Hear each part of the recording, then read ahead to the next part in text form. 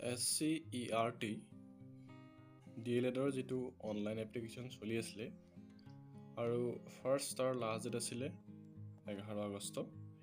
ইতিমধ্যে তাৰ যিটো লাষ্ট ডেট এক্সটেণ্ড কৰিছে দেখিছে closing of online submission of application is extended up to 18 August 2024। যিসকলে অলৰেডি এপ্লাই কৰিলে তেওঁলোকৰ কাৰণে খুবেই ভাল, বা তেওঁলোকে প্ৰস্তুতি চলাওক। তেওঁলোকৰ যিটো এন্ট্ৰেন্স হ'ব,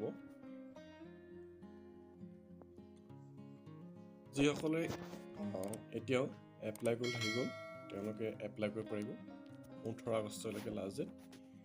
আৰু ইয়াৰ কাৰণে আপোনাৰ মেট্ৰিকৰ admit, higher secondary marksheet and certificate এইসমূহ লাগে। লগতে আপোনাৰ 600 এপ্লিকেশ্যন ফিজ ইয়াত লৈছে। ফাৰ্ষ্ট আপোনাৰ ৰেজিষ্ট্ৰেশ্যন কৰি ল'ব লাগিব।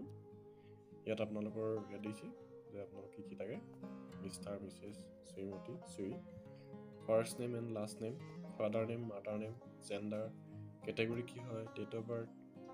ইয়াত আপোনাৰ ওলাই যাব এজটো, কোৱালিফিকেশ্যন আপুনি higher secondary, phone number and email first আপোনালোকে ৰেজিষ্টাৰ কৰি ল'ব লাগিব। ৰেজিষ্টাৰ কৰাৰ পিছত আপোনালোকৰ যিখিনি ডকুমেণ্টছ দিব লাগে, হায়াৰ ছেকেণ্ডেৰী চাৰ্টিফিকেট, মেট্ৰিকৰ admit, higher secondary pass certificate এইসমূহ আপোনালোকে আপলোড কৰিব লাগিব। ইয়াৰ পিছত আপোনালোকে 600 এপ্লিকেশ্যন ফিজ দিব লাগিব।